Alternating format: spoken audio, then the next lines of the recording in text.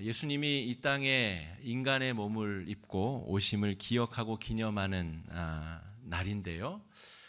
연말연시에 휩싸이다 보니까 그저 한 해를 보내느라고, 사람들 만나느라고, 또 이리저리 인간관계 맺느라고 우리가 이 성탄의 기쁨을 누리기도 전에, 묵상하기도 전에 이 기간이 다 지나가 버리는 건 아닌가 되돌아보게 됩니다. 성탄절을 생각해 보면 여러분, 이 날짜에 대해서 사람들이 관심을 많이 기울이는 것을 볼 수 있습니다. 12월 25일이 과연 예수님이 태어난 날이 맞느냐? 그날이 로마의 무슨 태양 숭배 사상의 그 날이라던데, 그러므로 이거 다 거짓말 아니냐? 이렇게 이야기하시는 분들, 또 거기에 관심을 많이 가지시는 분들이 많습니다. 그런데 사복음서를 잘 보면 굉장히 역사적이고 또 실제로 인간의 몸으로 입고 오신 예수님에 대해서 기록하고 있는 누가복음 같은 경우도 예수님이 인간으로 이 땅에 오신 그 연대에 대해서 기록을 하고 있는데, 가이사 아구스도의 때에 이렇게 기록을 하고 있는데, 그 태어나신 날은 분명하게 기록을 하고 있지 않습니다. 그런 것을 보면 분명한 의도를 가지고 태어나신 날을 좀 감춘 것이다라고 볼 수가 있는데, 태어나신 날이 앞에 드러나다 보면 예수님이 이 땅에 오신 의미 자체는 싹 사라져 버리고, 그날을 기념하고 그날을 또 사람들이 이렇게 떠높이고 받드는데 관심이 집중되는 것을 막기 위함이 아닌가, 그렇게 생각해 볼 수 있습니다. 실제로 주후 354년쯤에 이 25일을 예수님의 탄생일로 규정짓게 됩니다. 그리고 실제로 로마의 이 여러 만신들을 섬기던 그 날이 이 날과 관련이 있는 것도 사실입니다. 그래서 우리가 더욱더 이 성탄절을 지나고 난 이후에 그 날에 대한 중요성보다 왜 이 날인지, 또 왜 이때에 하나님께서 인간의 몸을 입고 우리 가운데 오셨는지, 이 성육신의 본질적인 의미에 대해서 더 깊이 묵상해 봐야 되는 그런 시간이다라고 말할 수가 있겠습니다. 예수님의 탄생은 그 의미 자체가 중요한데, 의미보다 그 기념, 선물을 주고받고 또 화려하게 장식을 하고 하는 그런 의식이 강조가 되어져 버린 이 시대의 성탄절을 우리가 다시 한번 돌아볼 수 있는 시간 되면 참으로 좋겠습니다. 오늘 우리가 함께 읽은 말씀, 마태복음 2장 말씀을 보면 예수님의 탄생의 때에 헤롯 왕이 시기심이 작동합니다. 내가 왕인데 이 세상을 구원할 다른 왕이 이 땅에 태어나다니 내가 그것을 용납할 수가 없다 하여 군사들을 보내어 이 베들레헴 일대에 이 2살 미만의 남자아이들을 다 살해하게 됩니다. 그러니까 예수님과 관련하여서 예수님의 탄생에 아주 무시무시한 잔혹한 일이 벌어졌다는 것이죠. 그리고 예수님께서는 그 죽음의 기운을 피하여 천사의 인도를 따라 애굽으로 피신하게 됩니다. 하나님께서 인간의 몸을 입고 이 땅에 오신 그 기이한 현상을 우리가 이해하기도 참으로 벅찬데, 이 지금 헤롯의 이 영아 학살의 사건은 예수님이 인간의 몸으로 입고 오셔서 이렇게까지 고난을 당하실 이유가 있을까? 또 다른 의문을 우리에게 불러일으키게 됩니다. 그러므로 여러분, 이 성탄절과 관련된 다른 여러 중요하지 않은 것들을 다 벗겨내고 나면 아주 중요한 것들이 나오게 되는데, 오늘 히브리서 2장 말씀이 예수님의 성육신 사건의 아주 중요한 비밀을 이렇게 묘사하고 있습니다. 첫 번째는 주님이 우리의 연약함과 우리의 죄성을 너무나 잘 아시기 때문에 아기 예수의 몸으로 우리 가운데 오셨음을 나타냅니다. 10절 말씀 한번 읽어보겠습니다. 히브리서 2장 10절 말씀입니다. 시작. 그러므로 만물이 그를 위하고 또한 그로 말미암은 이가 많은 아들들을 이끌어 영광에 들어가게 하시는 일에 그들의 구원의 창시자를 고난을 통하여 온전하게 하심이 합당하도다. 우리의 죄성, 우리의 연약함을 주님이 아시기 때문에 인간이 되는 방법을 통하지 않고서는 우리의 죄악의 문제를 해결할 수 없으셔서 주님이 인간의 몸을 입고 우리 가운데 오실 수밖에 없었다는 이야기입니다. 예수님 때뿐만이 아니라 모세가 태어날 때에도 비슷한 일이 있었죠. 이 히브리 민족을 구원할 민족의 지도자가 태어날 때에 사내 아이들을 다 나일강에 던져 죽게 만드는 유아 학살이 있었습니다. 그러므로 하나님께서 그 인간의 연약함을 극복하시기 위한 방법은 더 강하고 더 강력한 왕으로 오시는 것이 아니라 역설적으로 가장 연약하고 나약한 아이의 모습으로 우리에게 오신 것이죠. 여러분 잘 생각해 보시면 포유류 중에는 태어나자마자 몇 분 안에 쩔룩쩔룩하며 걷기도 하는 동물들이 있습니다. 소나 사슴이나 양이나 이런 포유류들은 그렇죠. 그런데 저 호주에 있는 이 캥거루 같은 포유류는 이 새끼손가락만한 이 벌레 같은 모양으로 캥거루가 태어나서 어미의 그 가죽 배 안에서 자라나게 됩니다. 작게 태어나서 아주 크게 장성하게 되는 것이죠. 사람은 그 중간쯤 어딘가에 있습니다. 사람은 태어나자마자 부모의 도움이 없이는 절대로 생명을 유지할 수 없는 피조물이라는 것이죠. 그 연약한 존재로 예수님이 이 땅에 태어나신 것은 강력하고 더 세고 더 능력 있는 통치자로 우리에게 와봤자 이 죄악의 문제를 그 힘으로는 극복할 수 없음을 분명히 하시고 계시기 때문입니다. 오히려 자신의 생명이 천지를 지으신 하나님께서 사람의 몸에 의탁하여야 생존을 유지할 수 있는 어린 아이로 오셔서 철저히 낮아짐과 섬김을 통하여 우리를 위해 죽으심을 통하여서만 우리의 이 참혹한 죄의 문제를 해결할 수 있음을 예수님의 탄생은 우리에게 증명해 주고 있는 것입니다. 그 길이 유일한 길이었기에 예수님께서는 아기 예수의 몸으로 낮은 이 말구유 위에 탄생하실 수밖에 없었다는 것입니다. 헤롯은 당시에 모든 것을 다 가졌다고 할 수 있는 왕이었습니다. 그런데 그 모든 것을 가진 왕이 불안하고 초조하고 두려워하여 베들레헴 일대의 2살 이하의 남자아이들을 몰살하는 죄를 지었다는 것이죠. 그러므로 여러분, 막강한 힘을 가졌다고 해서 불안함이 없어지는 것이 아닙니다. 힘이 있다고, 돈이 많아진다고, 높은 자리에 올라간다고 해서 우리의 죄악의 문제를 해결할 수 있는 것이 아니라는 것이죠. 오직 이 땅에 아기 예수로 오신 예수님의 십자가의 보혈만이 우리의 참혹한 죄악의 문제를 해결할 수 있는 유일한 길이라는 복음이 오늘 예수님의 탄생의 사건 속에 감추어져 있는 첫 번째 비밀이라고 말할 수가 있겠습니다. 두 번째는 예수님이 인간이 되어 아기로 우리에게 태어나신 그 중요한 의미의 두 번째는 우리의 형제 자매가 되기 위하여 우리에게 그런 모습으로 오셨다 하는 것입니다. 11절 말씀 한번 읽어보겠습니다. 11절입니다. 시작. 거룩하게 하시는 이와 거룩하게 함을 입은 자들이 다 한 근원에서 난지라. 그러므로 형제라 부르시기를 부끄러워하지 아니하시고. 우리의 인간의 노력으로는 거룩에 다다를 수가 없죠. 우리의 인간적인 의지와 노력으로는 죄 사함을 얻을 수 없다는 말입니다. 그렇기 때문에 예수님께서 우리 가운데 내려오시는 방법 이외에는 우리가 거듭나고 구원받을 수 있는 길이 사실상 없는 것이죠. 그렇게 논리적으로 따져보면 예수님이 사람의 몸으로 낮고 천한 모습으로 우리 가운데 강림하신 것이 이해가 됩니다.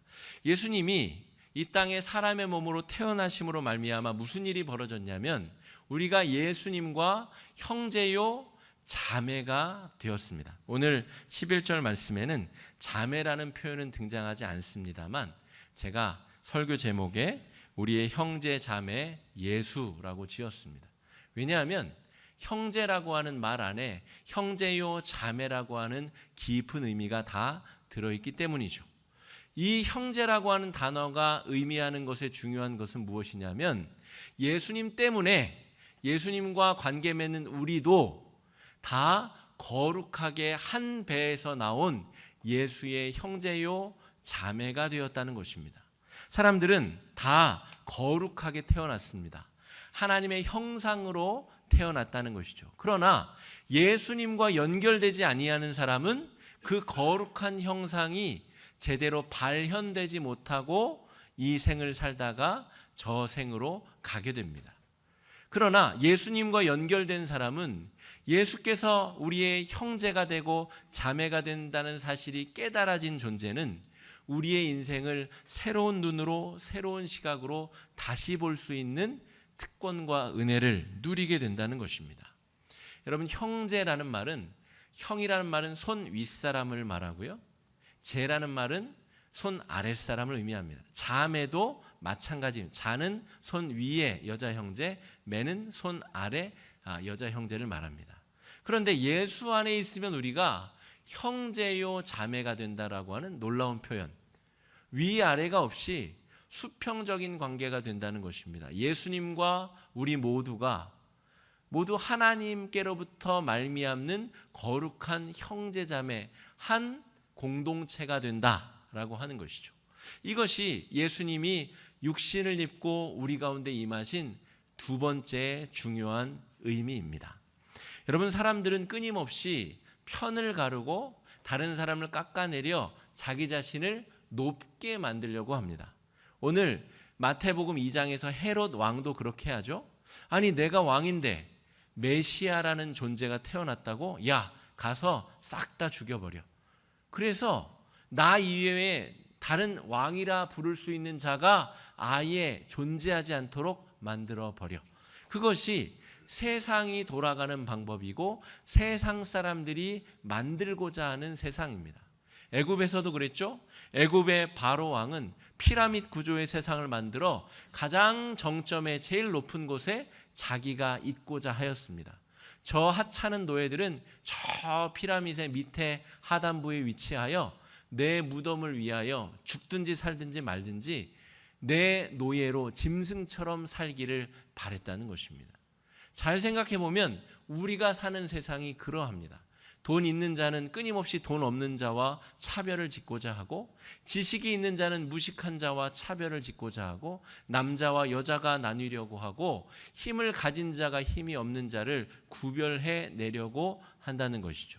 그런데 예수님은 오셔서 우리 모두를 예수와 연결되기만 하면 배움이 있든 없든 남자든 여자든 돈이 있든 없든 명예가 있든 없든 모두 예수의 형제요 자매로 우리를 초청하고 계신다라고 하는 것입니다. 예수님이 이 땅에 인간으로 오시지 않았으면 절대로 벌어질 수 없는 일이 예수님의 탄생으로 말미암아 우리 가운데 벌어졌다는 것입니다. 여러분, 내년에 우리 교회의 주제가 말씀 위에 든든히 서는 교회입니다. 그런데 그것을 그냥 구호로만 끝날 것이 아니라 세 가지 정도는 우리가 꼭 실천 주제를 가지고 나아갔으면 좋겠다는 바람이 저에게 있습니다. 그 첫 번째는 우리가 매일매일을 말씀으로 시작하는 것이죠. 그래서 우리 홈페이지에 올라가 있는 새벽 말씀을 함께 또 듣고 나누고, 또 그 말씀으로 함께 주중에 묵상하여 목장 모임 때 함께 또 말씀으로 새로워지고, 또 새벽 예배를 참석하거나 아니면 그걸 듣기 어려운 분들은 자신만의 묵상집이나 자신만의 방법으로 어쨌든 모든 성도가 하루하루를 말씀과 함께 시작하면 좋겠다. 그게 첫 번째 우리의 목표고요. 두 번째는 우리가 목장 모임에 모여서 사실은 제비뽑기를 통해 모였기 때문에 평소에 내가 잘 관심이 없던 사람도 만나게 되고, 나와 성격이 맞지 않는 사람도 모이게 되고, 나와 교육 수준이 다른 사람도 같이 만나게 되고, 서로 기질과 성격이 다른 사람들이 모여 말씀 안에서 녹아지는 은혜, 형제 자매가 되는 경험을 우리가 말씀 안에서 해보자라고 하는 것이 목장 모임의 중요한 취지입니다. 그래서 말씀으로 묵상하고 말씀으로 새로워지는 목장 모임이 우리가 두 번째 소 목표가 될 수 있겠고요. 세 번째는 그 말씀 묵상이 가정 안에서 가정 예배로 내년 한 해는 잘 자리 잡으면 좋겠다 하는 바람이 제 안에 있습니다. 그래서 여러분 우리 말씀 우리 요약 자료를 보시면 오늘부터 제목이 바뀌었습니다. 목장 모임 및 가정 예배 자료로 바뀌었습니다. 가정 예배 순서지를 따로 만들어서 제공을 하려고 하였더니 한 주에 묵상해야 될 말씀이 너무 많아지더라고요. 그래서 이 주일날 목장에서 모인 이 나눔 자료를 가지고 가정에서도 그대로 한 번 더 예배를 드리면 좋겠다라는 마음으로 준비를 하였고요. 제가 생각해 보니까 너무 이 내용이 텍스트도 많고 또 어려운 단어와 표현들이 너무 많이 써 있어서 저는 나름대로 더 쉬운 용어들로 좀 고치려고 노력을 할 거고요. 우리 자녀들과 가정 예배를 함께 드리는 가족들께서는 먼저 이해한 부모님이 아이들의 언어로 바꾸어서 요약하여 설명해 주실 수 있으면 참 좋겠다 싶습니다. 또한 여기에 목장 예배처럼 봉헌을 할 필요는 없지만 함께 어른들이 부르는 찬송도 함께 부르고 여기 나눔 질문을 가지고 아이들과 함께 기도 제목도 나누고 나눔도 함께 하고 그래서 내년 한 해 동안은 우리 각 가정이 52번에 52번의 가정 예배가 드려지는 귀한 가정들 또 목장 우리 개인들이 되면 우리가 말씀 위에 든든히 서는 그런 교회가 될 수 있지 않을까 그런 목표를 정해보게 되었습니다. 왜냐하면 여러분 우리가 지금 읽은 대로 하나님이 육신을 입고 아기의 모습으로 우리에게 오셨다는 이야기는 이 말씀을 통해서만 우리가 확증할 수 있기 때문입니다. 말씀을 벗어나서는 하나님의 능력의 은혜를 경험할 수 있는 길이 없기 때문에 그렇습니다. 그러므로 여러분 우리에게 오신 예수님을 만나기 위하여 말씀으로 개인과 목장과 가정이 든든히 세워질 수 있는 우리 2020년 될 수 있도록 여러분 기도해 주시면 감사하겠습니다. 세 번째 우리가 묵상할 것은 육신을 입고 우리에게 오신 예수님이 의미하는 중요한 바는 우리를 돕기 위하여 우리를 죄악 가운데 건져내기 위하여 사람의 몸으로 우리에게 오셨다는 것입니다. 18절 말씀 한번 읽어보겠습니다. 18절입니다. 시작. 그가 시험을 받아 고난을 당하셨은즉 시험받는 자들을 능히 도우실 수 있느니라. 예수님이 그냥 관념적으로 야 내가 너네들 다 도와줄게 너희들 죄 없는 것으로 다 죄를 말소시켜 줄게 그렇게 개념과 생각으로 우리를 용서하신 것이 아니라는 것이죠. 죄에는 여러분 반드시 그 대가가 따르게 되어져 있습니다. 한 사람이 죄를 지으면 그 결과를 다른 사람 혹은 다른 부분이 책임을 피해를 당하게 된다는 것이죠. 그래서 죄에는 마땅히 대가가 지불될 수밖에 없습니다. 그 대가를 우리의 스스로의 능력으로는 감당할 수 없음을 너무 잘 아시기에 예수님이 그 십자가의 대속의 죽음으로 우리를 용서하시기 위해 인간이 되셨다는 것이죠. 그래서 인간의 몸을 입고 오셔서 우리를 위해 고난을 당하신 주님은 우리의 연약함을 너무나 잘 아시고 우리를 도우시는 분이다라고 하는 것을 우리가 기억하여야 하겠습니다. 여러분 2020년 맞이하며 우리 주보 용지에 보면 19년 감사의 제목을 적을 수 있는 요 5칸짜리 용지와 2020년 기도 제목을 적을 수 있는 요 용지를 넣어드렸습니다. 오늘과 내일, 모레까지 잘 준비하셔서 송구영신 예배 때 여러분 가져오셔서 예물과 함께 봉헌해 주시면 제가 이 봉헌된 기도 제목을 잘 철하여서 우리 강대에 놓고 새벽마다 함께 기도하도록 하겠습니다. 여러분 우리가 기도를 왜 합니까? 기도를 한다는 것은 하나님의 도우심을 믿고 바라기 때문입니다. 때로는 내가 생각할 때는 불가능하다라고 하는 일이 하나님의 역사하심으로 가능케 될 때가 있습니다. 그렇죠? 불치병에 걸리신 분이 기도함으로 말씀 가운데 회복된 역사를 저는 여러 번 직접 보았고 경험하였습니다. 또 어떤 때에는 야 이거는 그냥 너무 식은 죽 먹기처럼 쉬워서 기도하지 않아도 돼 하는 일들이 오히려 그 문 앞에서 꼬꾸라지는 일들이 있습니다. 여러분, 우리가 기도해야 되는 이유는 하나님의 뜻을 알아차리기 위함입니다. 내가 바라는 대로 그것을 다 이루어 달라고 떼쓰는 기도가 아니라 기도함에도 불구하고 하나님이 거절해 주시는 은혜도 경험하고, 내가 조금밖에 구하지 않았는데 하나님이 크게 주시는 은혜도 경험하고, 나를 도우시는 하나님의 은혜를 경험하는 중요한 통로가 바로 기도라고 하는 것이죠. 그래서 여러분, 우리는 기도 제목을 가지고 하나님 앞에 나아갈 필요가 있습니다. 내가 원하는 대로 이루어지지 않는 은혜, 또 내가 하나님 앞에 잘못 구한 것이 수정되는 은혜, 하나님께서 다른 방법으로 올바르게 응답해 주시는 은혜를 우리가 경험하기 위하여 기도 제목을 가지고 하나님 앞에 나아가는 것이죠. 여러분, 말씀으로 든든히 서는 교회라는 목표가 내년에 이루어질까요? 이루어질까요? 안 이루어질까요? 네, 이루어지도록 저는 기도할 것입니다. 우리가 다 같이 기도해야 됩니다. 제가 수요일 날 가끔 로마서 강해하고 또 지금 사도행전 강해할 때 이 내용을 옆에 집 아줌마한테 설명해 줄 수 있을 정도로 여러분 익히시라고 가끔 설명드리면 성도님들이 앉아 있다가 피식하고 웃으세요. 그런 일은 나에게 벌어지지 않는다 하는 거죠. 사도행전을 내가 줄줄 외워서 옆 사람한테 얘기해줘? 아이, 그거는 불가능한 일이지. 우리가 불가능하다고 하는 일이 성령께서 우리에게 가능하도록 이루어 주시는 역사가 이 기도 안에 이루어진다라고 하는 것이죠. 우리가 그동안 잘못 구하고 잘못 바라봤던 것들이 수정되고 고쳐지고 온전케 되는 역사가 우리 가운데, 기도 가운데 이루어진다는 것입니다. 여러분, 이 일을 위하여, 우리를 돕기 위하여 예수님이 인간의 몸을 입고 우리 가운데 오셨습니다. 여러분, 사순절에 우리가 십자가에 달리신 예수님의 은혜를 깊이 묵상하여 은혜를 받는 것처럼 이 성탄의 절기에도 동일한 은혜가 우리에게 주어지길 바랍니다. 우리의 죄를 아시고 우리의 연약함을 아셔서 형제가 되기 위하여 낮은 곳에 오셔서 우리를 도우시는 그 주님을 만나고 경험하실 수 있는 새해가 되시기를 간절히 축복합니다.